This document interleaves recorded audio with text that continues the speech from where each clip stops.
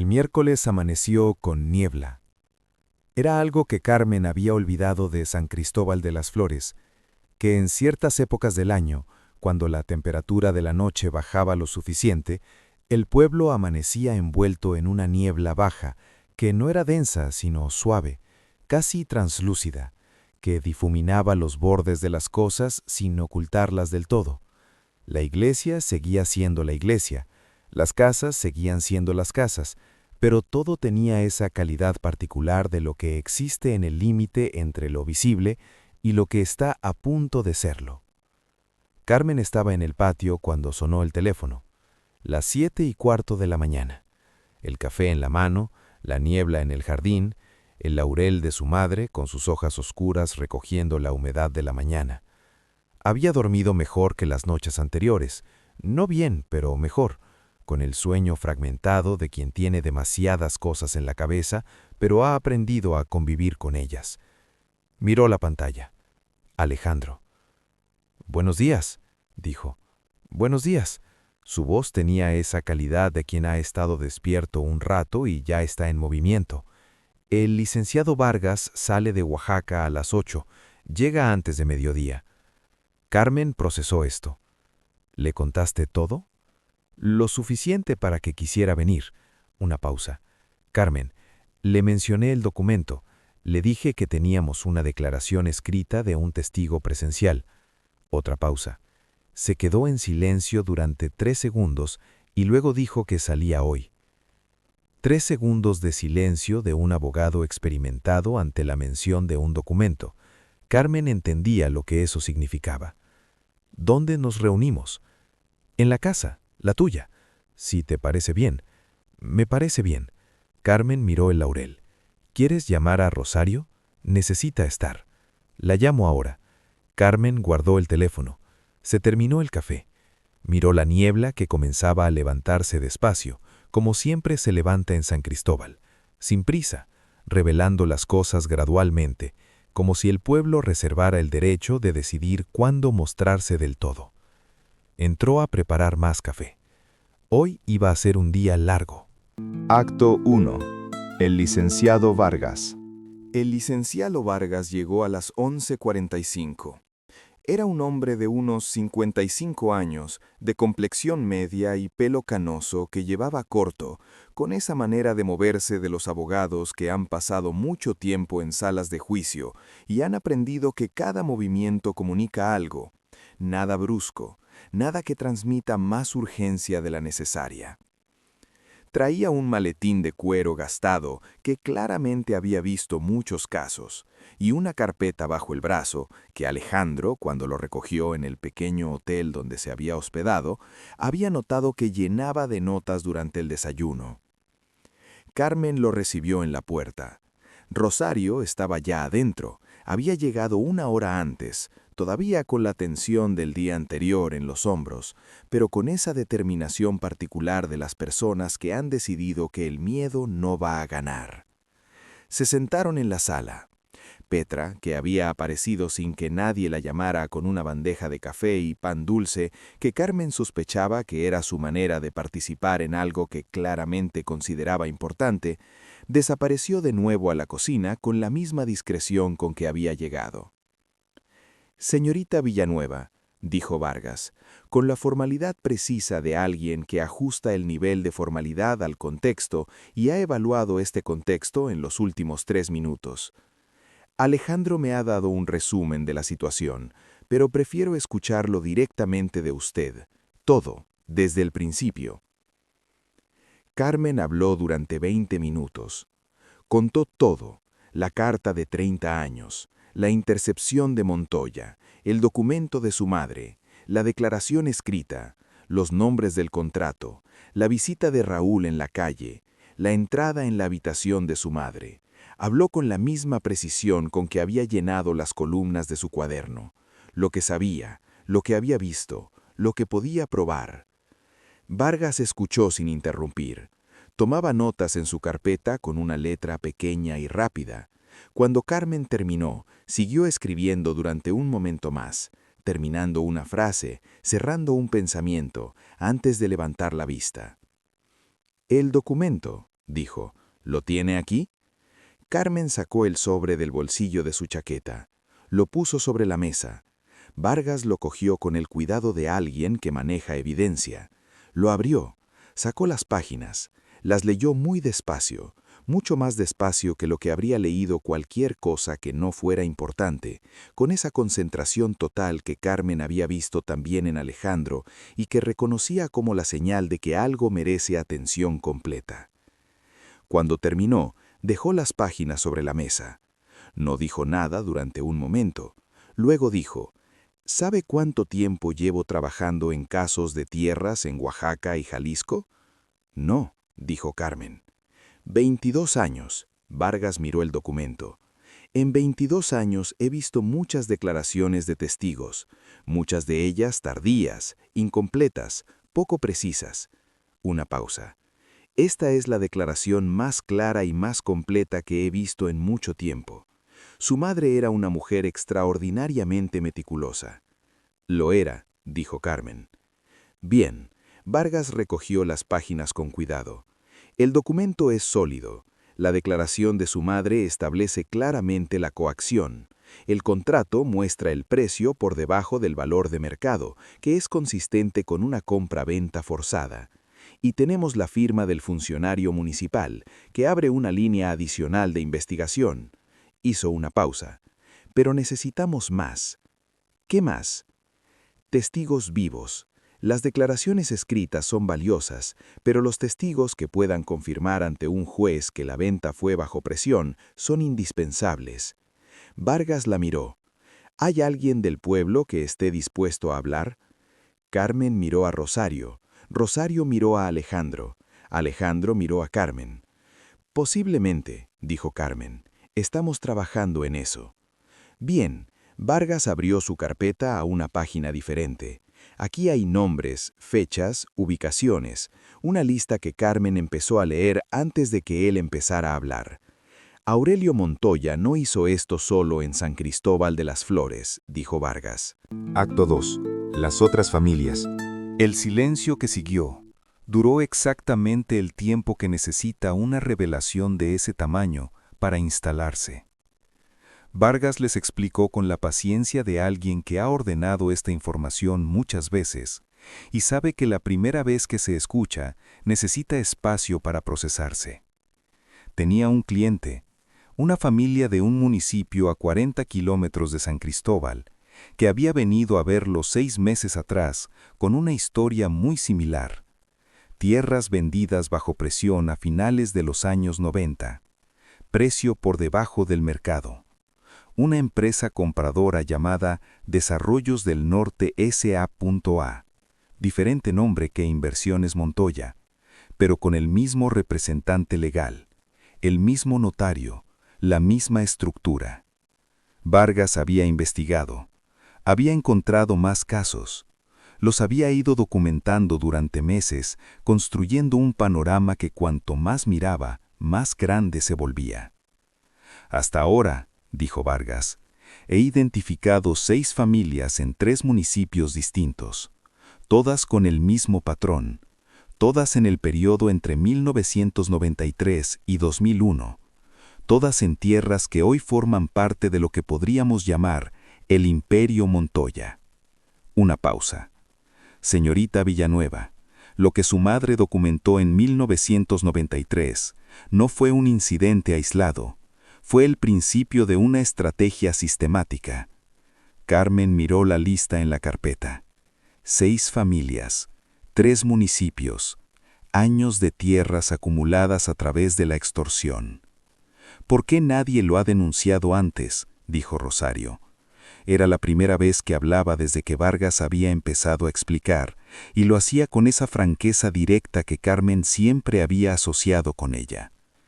Por las mismas razones de siempre, dijo Vargas sin dureza, con la resignación profesional de quien ha escuchado esa pregunta muchas veces.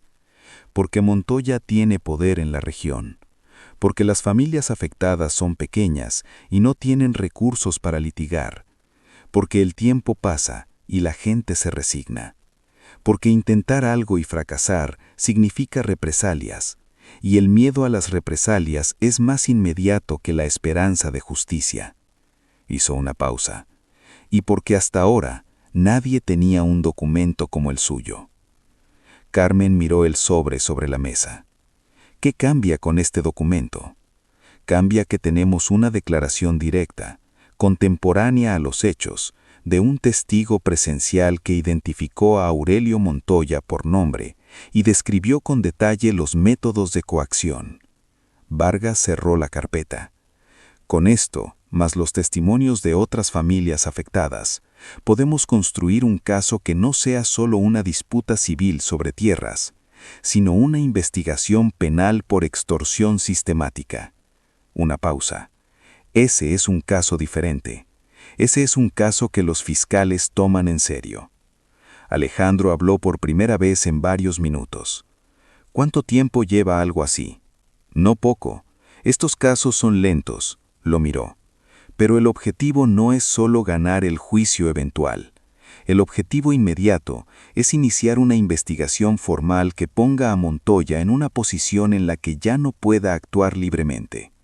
Una investigación abierta lo limita, le quita margen de maniobra. Le quita el poder de asustar a la gente, dijo Carmen. Exactamente. Carmen pensó en Rosario, en el director de la escuela con su tono de alguien que no quiere decir lo que tiene que decir, en el documento en el bolsillo de su chaqueta. ¿Conoce alguna de las otras familias que estarían dispuestas a participar?, dijo Carmen. Dos de ellas sí. Vargas abrió la carpeta de nuevo. Y hay una tercera que me interesa especialmente. Están a 20 kilómetros de aquí. La familia se llama Domínguez. Miró a Alejandro. ¿Alejandro conoce ese nombre? Alejandro lo consideró. Los Domínguez de San Felipe. Tenían un rancho. Ya no. Vargas cerró la carpeta. El hijo mayor todavía vive allá. Ha intentado 2 veces recuperar las tierras por vía legal, y las 2 veces el proceso se archivó antes de llegar a ningún lado. Una pausa. Cuando lo llamé la semana pasada, me dijo que llevaba años esperando que alguien llegara con algo concreto. Carmen miró a Alejandro. Alejandro la miró a ella. ¿Cuándo podemos verlos?, dijo Carmen. Mañana, si están de acuerdo. La reunión duró 2 horas más. Vargas fue metódico y exhaustivo. Exactamente el tipo de abogado que la situación requería. El tipo que no promete más de lo que puede cumplir, y que explica los riesgos con la misma claridad que explica las oportunidades. Los riesgos eran reales. Montoya tenía recursos, tenía contactos, tenía 30 años de práctica en hacer que los problemas desaparecieran. Un proceso legal largo era también un proceso largo durante el cual las familias involucradas estarían expuestas. No les estoy diciendo que sea fácil, dijo Vargas al final. Les estoy diciendo que por primera vez hay suficiente para intentarlo con posibilidades reales. Lo que hagan con eso es decisión de ustedes. Cuando Vargas se fue al hotel a preparar los documentos para el día siguiente, los 3 se quedaron en la sala de la casa de Dolores Villanueva, con el silencio de personas que acaban de ver el tamaño real del problema que tienen entre manos. Es más grande de lo que pensaba, dijo Rosario. Sí, dijo Carmen. ¿Tienes miedo? Carmen pensó en la pregunta honestamente. Sí, una pausa, pero menos que antes. Rosario la miró. ¿Por qué menos? Porque antes lo enfrentaba yo sola. Carmen miró a Alejandro, luego a su hermana. Ahora no. Acto 3. Raúl comete un error. El pequeño hotel de San Cristóbal tenía 8 habitaciones y un propietario que se llamaba Don Fausto y que era, entre otras cosas, uno de los hombres más discretos del pueblo. Una cualidad que había cultivado durante 40 años de atender a gente que venía a San Cristóbal por razones variadas y que apreciaban que nadie hiciera preguntas. Esa discreción tenía sus límites. El hombre que entró al hotel a las 4 de la tarde no era de San Cristóbal. Eso don Fausto lo supo en el momento en que cruzó la puerta, con esa capacidad de los propietarios de hoteles pequeños de leer a las personas en los primeros 10 segundos. Alto, 40 años, con la ropa de alguien que ha conducido un rato y la expresión de alguien que tiene un encargo y quiere terminarlo rápido. Preguntó por el licenciado Vargas. Don Fausto dijo que el señor Vargas estaba en su habitación y preguntó si quería que lo llamara. El hombre dijo que no era necesario, que podía subir él mismo. Don Fausto dijo que el procedimiento del hotel era llamar primero. El hombre lo miró durante un momento con la expresión de alguien considerando si vale la pena discutir. Decidió que no. Don Fausto llamó a la habitación. Vargas dijo que bajaba. Lo que don Fausto no hizo, lo que el hombre no sabía que haría, fue sacar su teléfono en cuanto el hombre se dio la vuelta y mandar un mensaje a Alejandro Reyes, con quien jugaba ajedrez todos los jueves durante 15 años y a quien quería como a un sobrino. Hay un hombre preguntando por tu abogado, no es de aquí, cara de problemas. Vargas bajó al salón del hotel con su carpeta bajo el brazo y encontró al hombre esperándolo junto a la ventana. Lo evaluó en 2 segundos. 40 años, complexión atlética y la postura de alguien acostumbrado a que las situaciones se resuelvan a su favor. «¿Licenciado Vargas?», dijo el hombre. «Sí», dijo Vargas. Su voz era completamente tranquila. «Quería hablar con usted sobre el asunto que lo trajo a San Cristóbal». «¿Qué asunto en particular?». El hombre lo miró. «No se haga el desentendido, licenciado. Usted sabe para qué vino, y hay personas que prefieren que ese asunto quede donde estaba». Una pausa. «Sería conveniente para usted entender eso antes de seguir adelante». Vargas lo miró durante un momento, luego, con movimientos completamente tranquilos, sacó su teléfono. Lo puso sobre la mesita junto a él. «Está grabando», dijo el hombre. No era una pregunta. «Desde que bajé las escaleras», dijo Vargas, «tengo una aplicación que activa la grabación con un gesto específico. Hábito profesional». Hizo una pausa. «Lo que usted acaba de decirme constituye lo que en términos legales se llama obstrucción a la justicia e intimidación a un funcionario del sistema legal». Otra pausa. «Le recomendaría que se fuera ahora y que le dijera a quien lo mandó que este tipo de visitas no ayudan a su situación, solo la complican». El hombre lo miró durante un momento largo, luego se fue. Vargas se quedó en el salón durante un momento, guardó el teléfono, cogió su carpeta. Subió a su habitación y llamó a un colega en Oaxaca. «Necesito que copies los archivos que te mandé la semana pasada», dijo cuando respondieron, «y necesito que los guardes en 3 lugares diferentes». Una pausa. «Sí, ahora». Otra pausa. «Porque acabo de tener una visita interesante y prefiero que el material esté distribuido». Colgó. Abrió su carpeta. Empezó a escribir, documentando la visita, la hora, la descripción del hombre y las palabras exactas que había pronunciado. 22 años de litigar casos de tierras le enseñaron muchas cosas. Una de las más importantes era que cuando la otra parte empezaba a cometer errores, el mejor movimiento era documentarlos todos con cuidado y dejar que se acumularan. Este era un error considerable. Carmen recibió el mensaje de Alejandro a las 5 de la tarde, un resumen de lo que don Fausto había visto y de la llamada posterior de Vargas confirmando la visita. Estaba en la cocina, preparando algo para cenar. Rosario se había quedado, como se había quedado todas las noches desde que Carmen llegó, con esa naturalidad de las hermanas que redescubren que se necesitan, cuando leyó el mensaje. Dejó el cuchillo sobre la tabla. «¿Qué pasa?», dijo Rosario desde la mesa. «Raúl mandó a alguien a intimidar a Vargas». Rosario se quedó quieta. «¿Y Eni?». Y Vargas lo grabó y lo documentó. Carmen cogió el cuchillo de nuevo. «Raúl acaba de hacernos un favor». Rosario la miró. «¿Cómo es eso un favor?». «Porque demuestra que saben que tenemos algo, que tienen miedo de lo que Vargas puede hacer». Carmen siguió cortando. Un hombre que no tuviera nada que ocultar no mandaría a nadie a intimidar a un abogado. Una pausa. Y un hombre que manda a alguien a intimidar a un abogado está añadiendo un delito nuevo al expediente. Rosario procesó esto. Entonces, cuanto más se mueven, más cavan. Carmen miró a su hermana. Sí. Cenaron con Alejandro, que llegó a las 7 con cara de hombre que ha tenido un día largo y útil. Comieron en la cocina, como siempre, con Petra apareciendo y desapareciendo con esa eficiencia silenciosa suya. Hablaron de los Domínguez, de la visita del día siguiente, de lo que Vargas necesitaba de cada uno de ellos. Fue una cena que tenía, por primera vez desde que Carmen llegó a San Cristóbal, algo parecido a la normalidad. No exactamente normalidad, había demasiado en movimiento para eso, pero sí esa calidez particular de las personas que comparten una causa y una mesa y que han empezado a confiar las unas a las otras.